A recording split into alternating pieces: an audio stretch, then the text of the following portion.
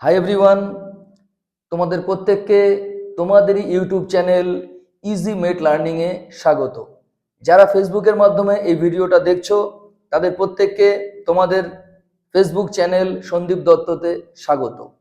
আজকে যে বিষয়ের ভিডিও নিয়ে আমি হাজির হলাম সেটা হচ্ছে মিশন উচ্চ মাধ্যমিক ভূগোল 2025, অর্থাৎ যারা 2025 সালে উচ্চ মাধ্যমিক পরীক্ষা দিতে চলেছো এবং যাদের সাবজেক্ট হিসাবে জিওগ্রাফি বা ভূগোল আছে তাদের জন্য আমি আগেই বলেছিলাম একটা সিরিজ আমি শুরু করেছি, ভূগোল দিয়ে শুরু করেছি। চেষ্টা করব আরো দু একটি বিষয়ে সাজেশন তোমাদের সামনে উপস্থাপন করতে, সেটা আমি চেষ্টা করব।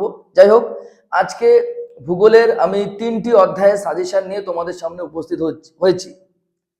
ইতিমধ্যেই প্রথম অধ্যায়ের সাজেশন আমি পুজোর আগে দিয়ে দিয়েছি। আশা করছি প্রথম অধ্যায়ের সাজেশন থেকে যে প্রশ্নগুলো আমি বলেছি তোমরা সেগুলো অবশ্যই পড়েছো বা পড়া হয়ে গেছে আশা করছি। যদি কেউ না পড়ে থাকো দ্রুত পড়ে নাও। ওগুলো কিন্তু টেস্ট পরীক্ষার জন্য যেমন গুরুত্বপূর্ণ, একই রকম ভাবে ফাইনাল পরীক্ষা যেটা আসতে চলেছে 2025 সালে, সেই পরীক্ষার জন্য কিন্তু ততোধিক গুরুত্বপূর্ণ। আজকে আমি আরো 3টি প্রাকৃতিক ভূগোল বা ফিজিক্যাল জিওগ্রাফি থেকে আরো 3টি অধ্যায়ের আমি কিন্তু গুরুত্বপূর্ণ প্রশ্নের সাজেশন করছি এবং তোমরা মোটামুটি নিশ্চিন্ত থাকতে পারো 90 থেকে 95% আমি নিজে আশাবাদী 100%ও কমন চলে আসতে পারে। ঠিক আছে, যে প্রশ্নগুলো আজকে কিন্তু দেওয়া হবে। তো সুতরাং আজকের ভিডিওটা খুবই গুরুত্বপূর্ণ হতে চলেছে, কোনো রকম স্কিপ না করে তোমরা কিন্তু ভিডিওটা দেখতে থাকো। আজকে আমি প্রথমে যে অধ্যায় আজকে এই ভিডিওর মাধ্যমে আমি যে অধ্যায়ের কথা একদম প্রথমেই বলছি সেই অধ্যায়টার নাম হচ্ছে ক্ষয়চক্র বা ইংরেজিতে সাইকেল অফ ইরোশন। এখান থেকে বড় প্রশ্ন 5 নম্বরের আমি যে প্রশ্নটা এবার দিয়েছি খুবই গুরুত্বপূর্ণ হতে চলেছে। নদীর পুনর্যৌবন বা অনেকে একে ভূমিরূপের পুনর্যৌবনও বলে থাকেন, তাহলে সেই নদীর পুনর্যৌবন বা ভূমিরূপের পুনর্যৌবন লাভ কি এবং পুনর্যৌবন লাভের 3টে প্রকারভেদ আছে: স্থিতিশীল পুনর্যৌবন লাভ, গতিশীল পুনর্যৌবন লাভ এবং ইউস্ট্যাটিক পুনর্যৌবন লাভ। এগুলো তোমরা যেমন পড়বে, এদেরকে আমরা ক্ষয়চক্রের ব্যাঘাতও বলি। অর্থাৎ একটা ক্ষয়চক্র শুরু থেকে শেষ হওয়ার মাঝে হঠাৎ করে কোনো কারণে যখন ক্ষয়চক্রটা বাধাপ্রাপ্ত হয় সেটা কিন্তু নদীর বা ভূমিরূপের পুনর্যৌবন লাভের ফলে হয়। অর্থাৎ যেটাকে আমরা নদীর পুনর্যৌবন লাভ বলছি, আসলে ঘুরে ফিরে সেটাই কিন্তু ক্ষয়চক্রের ব্যাঘাত। সুতরাং যদি প্রশ্ন আসে ক্ষয়চক্রের ব্যাঘাত, তাহলে নদীর পুনর্যৌবন লাভ কিন্তু আমাদের লিখতে হবে। তাহলে আমার প্রশ্ন 5 নম্বরের জন্য, নদীর পুনর্যৌবন লাভের ফলে গঠিত যে ভূমিরূপগুলো সেই ভূমিরূপগুলো চিত্রসহ বর্ণনা করো, এটা পড়বে এবং নদীর পুনর্যৌবন লাভের পদ্ধতি এই প্রশ্নটাও কিন্তু পড়বে। এই প্রশ্নটা গুরুত্বপূর্ণ হতে চলেছে। হতে পারে নদীর পুনর্যৌবন লাভের ফলে যে ভূমিরূপগুলো গড়ে ওঠে, যেমন নিক পয়েন্ট, উপত্যকার মধ্যে উপত্যকা বা নদী মঞ্চ, এগুলো আলাদা করেও কিন্তু 2 নম্বরের প্রশ্ন হিসাবে কিন্তু আমরা পেতে পারি। সুতরাং এই প্রশ্নটা খুবই গুরুত্বপূর্ণ, প্রথমেই বলছি। এরপরে যে প্রশ্ন আমি বলবো সেটা হচ্ছে স্বাভাবিক ক্ষয়চক্র এবং মরু অঞ্চলের ক্ষয়চক্রের পরিণত এবং বার্ধক্য অবস্থার বৈশিষ্ট্য বা পরিণত এবং বার্ধক্য অবস্থায় যে ভূমিরূপগুলো তৈরি হয় তাদের সংক্ষিপ্ত বর্ণনা একবার তোমরা দেখে রাখবে। 3 নম্বর বা 4 নম্বরের প্রশ্ন হিসাবে এটা দেখবে। এরপরে একটা প্রশ্ন আমি বলছি 3 নম্বর বা 2 নম্বরে আসতে পারে, ট্রিও অফ ডেভিস বা ডেভিসের ত্রয়ী, বা আমরা ঘুরিয়ে বলতে পারি যে ডেভিস তার ক্ষয়চক্রের কিছু নিয়ন্ত্রকের কথা বলেছেন, সেই নিয়ন্ত্রকগুলি কি কি, অর্থাৎ গঠন, পর্যায় এবং কিন্তু সময়। ঠিক আছে, এগুলো তোমরা একটু দেখে নেবে এবং যাকে আমরা বলছি ডেভিসের ত্রয়ী, এই বিষয়টা আমাদের দেখে নিতে হবে। এরপরে যেটা বলছি আমি সেটা হচ্ছে ডেভিসের ক্ষয়চক্রের যে প্রাথমিক অনুমান গুলি কি ছিল, এটা একটু দেখে নেবে। প্রাথমিক কিছু অনুমান ছিল। আর আগের যে প্রশ্নটা আমি বললাম সেটা মনে রাখবে যে ডেভিসের ক্ষয়চক্রের নিয়ন্ত্রক মানে 3টি জিনিসের কথা আমাদের বলতে হবে: স্ট্রাকচার, প্রসেস অ্যান্ড স্টেজ।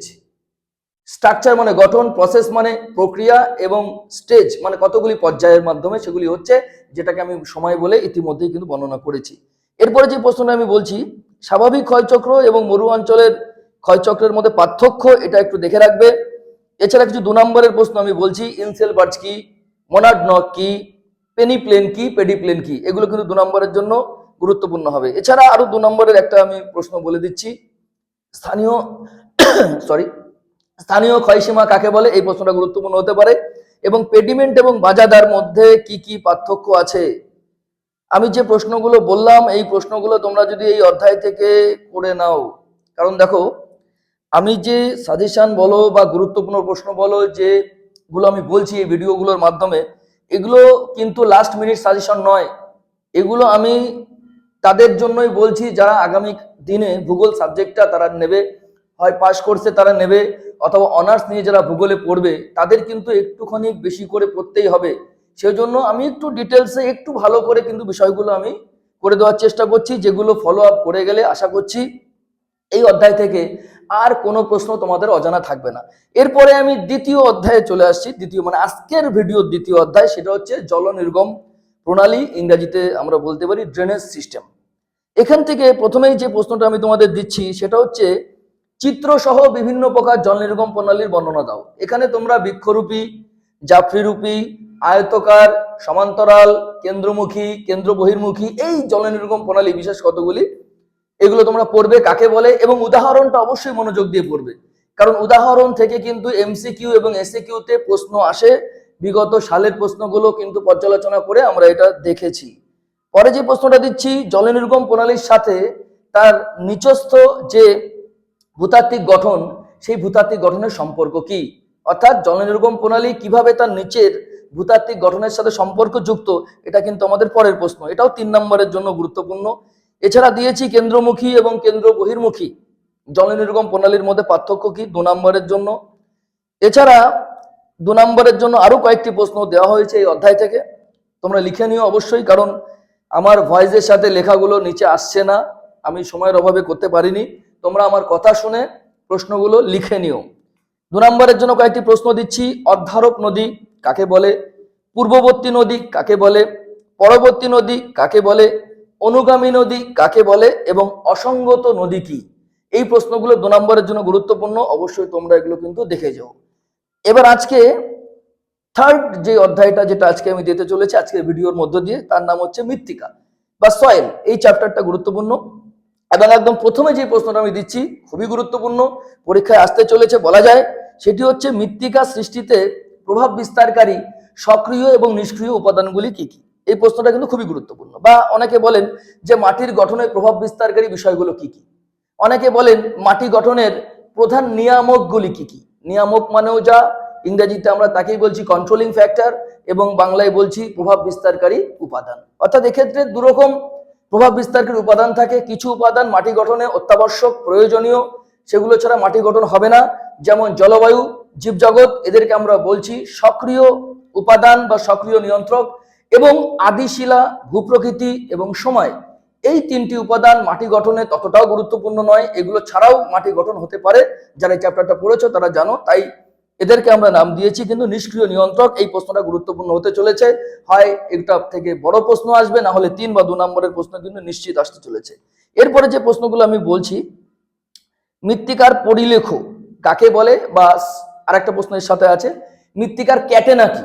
ক্যাটেনা হচ্ছে ভূপ্রকৃতি বা পাহাড়ের ঢালে ধরো বিভিন্ন উচ্চতায় বিভিন্ন ধরনের জলবায়ু থাকে, সেই জলবায়ুর উপর ভিত্তি করে পাহাড়ের পাদদেশ থেকে শুরু করে শীর্ষদেশ পর্যন্ত বিভিন্ন ঢালে তথা বিভিন্ন উচ্চতায় নানা ধরনের মাটির অস্তিত্ব আমরা দেখি, নানা বর্ণের মাটির অস্তিত্ব দেখি, নানা ক্যাটেগরির মাটির অস্তিত্ব দেখি, তাকে আমরা নাম দিয়েছি সয়েল ক্যাটেনা বা মাটির ক্যাটেনা। এটা একটু দেখবে। আমি এরপরে একটা প্রশ্ন দিয়েছি 2 নম্বরেরই, এলুভিয়েশন ও ইলুভিয়েশনের মধ্যে পার্থক্য লেখো। এই প্রশ্নটা আমি দিয়েছি, গুরুত্বপূর্ণ হবে। এটা হচ্ছে সয়েল ফর্মিং প্রসেস বা মাটি গঠনের প্রক্রিয়া, সেই জায়গা থেকে এই প্রশ্নটা দেওয়া হয়েছে। এরপরের প্রশ্নটা গুরুত্বপূর্ণ হতে চলেছে, মৃত্তিকার ক্ষয়ের কারণ এবং সংরক্ষণের পদ্ধতিগুলি আলোচনা করো। আই রিপিট, মৃত্তিকার ক্ষয়ের কারণ নানা রকম, কিছু প্রাকৃতিক কারণ আছে, কিছু অপ্রাকৃতিক কারণ আছে যার মাধ্যমে মাটি ক্ষয় হয়, সেই কারণগুলো তোমরা পড়বে, এবং মৃত্তিকার ক্ষয় রোধ করার পদ্ধতি, এগুলো 2 নম্বরের প্রশ্ন আসতে পারে, 3 নম্বরের প্রশ্ন আসতে পারে, আবার 4 নম্বরের প্রশ্ন কিন্তু এগুলো আসতে পারে। এরপরে আমি ইউএসডিএ অর্থাৎ United states department of agriculture, তোমরা প্রত্যেকে জানো ইউএসডিএ হচ্ছে মাটির শ্রেণীবিভাগের একটি ক্লাসিফিকেশন বা শ্রেণীবিভাগের একটি বিশেষ পদ্ধতি, যেটা আমেরিকা যুক্তরাষ্ট্রের কৃষি বিভাগ কর্তৃক প্রচলিত হয়েছে। সেই ইউএসডিএ সিস্টেম কিন্তু আমাদের সিলেবাসে আছে। আমি এখান থেকে মাত্র কয়েকটি ক্যাটাগরি তোমাদের পড়তে বলছি, বিশেষ করে for the test examination and all final also. কারণ এই যে ভিডিওগুলো হচ্ছে, আমি একটা তোমার ইউটিউব চ্যানেলে আমার একটা আমি প্লে লিস্ট করে দেবো, অর্থাৎ 2025 সালে যারা উচ্চ মাধ্যমিক পরীক্ষা দিচ্ছ এবং যাদের সাবজেক্ট ভূগোল আছে, তারা প্রথম থেকে শুরু করে একদম লাস্ট অধ্যায় পর্যন্ত প্রত্যেকটা অধ্যায়ে কি কি এবার গুরুত্বপূর্ণ হতে চলেছে, ফর 2025 ফাইনাল এক্সামিনেশন, সেটা কিন্তু আমি দিতে চলেছি অলরেডি। আজকের ভিডিওটা ধরে 4টি সাবজেক্টের সাজেশন বা গুরুত্বপূর্ণ প্রশ্নের আমার কিন্তু বলা হয়ে যাবে। তোমরা অবশ্যই সেই প্লে লিস্ট দেখে এই বিষয়গুলো দেখে নিও, এবং পরীক্ষার আগে আমি কিন্তু একটা ফাইনাল বা লাস্ট মিনিট সাজেশন নিয়ে আসি, সেটা হয়তো পরীক্ষার 1 কিংবা 2 দিন আগে আমি আমার ইউটিউব চ্যানেলে এবং ফেসবুক চ্যানেলে সেটা কিন্তু আপলোড করতে চলেছি। যাই হোক, ইউএসডিএ থেকে যে প্রশ্নগুলো আমি পড়তে বলছি সেটা হচ্ছে মলিসল, অ্যান্টিসল, অ্যারিডিসল, অক্সিসল, অ্যালফিসল এবং স্পোডোসল, এই বিষয়গুলো আমি পড়তে বলছি। সুতরাং এই কয়েকবার এসে অ্যান্টিসল এবং মলিসল পরীক্ষা এসেছে, বাদবাকি বেশ কয়েকটা দিলাম, এগুলো পরীক্ষা আসতে পারে বলে আমার ধারণা। এগুলো দিলাম, এখান থেকে 2 নম্বরের প্রশ্ন না আসলেও এমসিকিউ এবং এসিকিউ এখান থেকে তোমরা প্রশ্ন পাচ্ছ, এ ব্যাপারে নিশ্চিত। এছাড়া আরো কয়েকটা মৃত্তিকার যে গঠন প্রক্রিয়া থেকে আমি আরো কয়েকটা প্রশ্ন দিচ্ছি, যেমন রেগোলিথ কাকে বলে, হিউমিফিকেশন কাকে বলে, ল্যাটারাইজেশন কি, পর্জলাইজেশন কি, ক্যালসিফিকেশন কি। তোমরা বুঝতে পারছো এগুলো কোনোটা ল্যাটারাইট মাটি তৈরির প্রক্রিয়া, কোনোটা চান্নজেম মাটি তৈরির প্রক্রিয়া, আবার কোনোটা কিন্তু তোমার পর্জল মাটি তৈরির প্রক্রিয়া। এগুলো একটু একবারে দেখে নিতে হবে। আরেকটা প্রশ্ন দিতে যাচ্ছি, 2 নম্বরের প্রশ্ন, পেডাল ফার এবং পেডোক্যাল মাটির মধ্যে পার্থক্য লেখো। অর্থাৎ একদিকে আম্লিক মাটি মানে পেডাল ফার এবং আরেকদিকে ক্ষারকীয় মাটি মানে পেডোক্যাল, এদের মধ্যে পার্থক্য কি? জৈব পদার্থ কি, পরের প্রশ্ন, জৈব পদার্থ কি, জৈব পদার্থের গুরুত্ব, এটাও গুরুত্বপূর্ণ আছে। এবং আরেকটা প্রশ্ন দিচ্ছি, একটি আদর্শ মৃত্তিকা পরিলেখের বিভিন্ন স্তরগুলি কি কি, অর্থাৎ ও, এ, বি, সি, ডি, এই যে স্তরগুলো আছে মাটির তলায়, আমরা যদি প্রস্থচ্ছেদ করি তবে এই স্তরগুলো আমরা দেখতে পাবো। যে কোনো বই থেকে, যে কোনো জায়গা থেকে একটা ছোট করে 3 বা 4 নম্বরের জন্য এটা তোমরা রেডি করে নাও। পরের প্রশ্ন, পরিণত এবং অপরিণত মাটির মধ্যে পার্থক্য কি, এটাও গুরুত্বপূর্ণ হতে পারে বলে আমার মত। এছাড়া তোমরা আঞ্চলিক মাটি, অনাঞ্চলিক মাটি এবং আঞ্চলিক মাটি, অনাঞ্চলিক, আন্তঃআঞ্চলিক এবং আঞ্চলিক মাটি, এই 3টি মাটি কাকে বলে, এদের উদাহরণ কি বা এদের মধ্যে একটা পার্থক্য, একটা পারস্পরিক পার্থক্য তোমরা কিন্তু এটা দেখে যাবে। পরের যেই প্রশ্ন, মৃত্তিকায় উপস্থিত পুষ্টি মৌলের শ্রেণী বিভাগ করো। অর্থাৎ মাটির মধ্যে নানা ধরনের পুষ্টি মৌল থাকে আমরা জানি, তাদের মধ্যে অন্যতম হচ্ছে এনপিকে, সেটা তোমরা পড়বে। সুতরাং এটা একটা কিন্তু ছোট 2 নম্বরের প্রশ্ন আসতে পারে। এছাড়া মাটির ফিজিক্যাল এবং কেমিক্যাল প্রপার্টিজ আমাদের সিলেবাসে আছে, অর্থাৎ মাটির ভৌত বৈশিষ্ট্যগুলো কি কি, মাটির রাসায়নিক বৈশিষ্ট্যগুলো কি কি, তাদের মধ্যে থেকে 2-1টা বিশেষ গুরুত্বপূর্ণ জিনিস আমি পড়তে বলছি, যেমন মাটির গঠন কাকে বলে, মাটির গ্রথন কাকে বলে, এটা গেল ভৌত বৈশিষ্ট্যের দিক থেকে। এরপর আমি বলছি মাটির রাসায়নিক ধর্মের দিক থেকে পিএইচ কাকে বলে, এটা পিএইচ একটা স্কেল, তোমরা জানো মাটির ক্ষারকত্ব এবং অম্লত্ব নির্ণয় করার যে স্কেল তাকে আমরা পিএইচ বলি, সেই পিএইচ কাকে বলে এটা পড়বে। আরেকটা প্রশ্ন, মাটির উর্বরতা বলতে কি বোঝো, এটাও 2 নম্বর হিসেবে দিলাম। আর আজকে শেষ প্রশ্ন, মাটি অধ্যায় থেকে শারীরবৃত্তীয় শুষ্ক মৃত্তিকা কি। ঠিক আছে, সুতরাং এই প্রশ্নগুলো পড়বে। তাহলে আজকে এই ভিডিওর মাধ্যমে আমি যে 3টি তোমার অধ্যায়ের আমি ভিডিও দিলাম, 3টি অধ্যায়ের কিছু গুরুত্বপূর্ণ প্রশ্ন দেওয়া হলো। সেটা হচ্ছে একদম প্রথমে ক্ষয়চক্র, তারপরে দিলাম জল নির্গম প্রণালী এবং শেষে মাটি। এরপরে আশা করছি 2-1 দিনের মধ্যে বাদবাকি যে চ্যাপ্টারগুলো, সেই চ্যাপ্টারগুলোর ভিডিও আমি দিতে পারবো। এবং বিফোর দ্য টেস্ট এক্সামিনেশন আমি কিন্তু মোটামুটি বেশিরভাগ অধ্যায়েরই, 1-2টো অধ্যায় বাদে বেশিরভাগ অধ্যায়েরই মানে অধ্যায় ভিত্তিক যে গুরুত্বপূর্ণ প্রশ্ন, যেগুলো 2025 সালের উচ্চ মাধ্যমিক পরীক্ষায় আসতে চলেছে ভূগোল বিষয়, সেগুলো কিন্তু আমি দিতে চলেছি। সুতরাং যারা যে প্ল্যাটফর্ম থেকে ভিডিওটা দেখছো, যদি এই ভিডিওটা তোমাদের ভালো লাগে তাহলে তোমরা বলবে টেস্ট পরীক্ষার পরে, অবশ্যই তোমরা কমেন্ট করে জানাবে বিভিন্ন চ্যানেলে প্রশ্নগুলো আসলো কি আসলো না, আমি যে পর্যন্ত প্রশ্ন তোমাদের দিলাম বা দিচ্ছি। এবং এই টাইপের ভিডিও যদি তোমরা আরো দেখতে চাও, তোমরা যে প্ল্যাটফর্মে দেখে থাকো, যদি ফেসবুকে দেখে থাকো চ্যানেলটিকে অবশ্যই ফলো দিয়ে রাখবে, যদি ইউটিউবে দেখে থাকো এই ভিডিওটি অবশ্যই চ্যানেলটিকে সাবস্ক্রাইব করে লাইক কমেন্ট শেয়ার করে চ্যানেলের পাশে থাকবে। আজকে এই পর্যন্তই।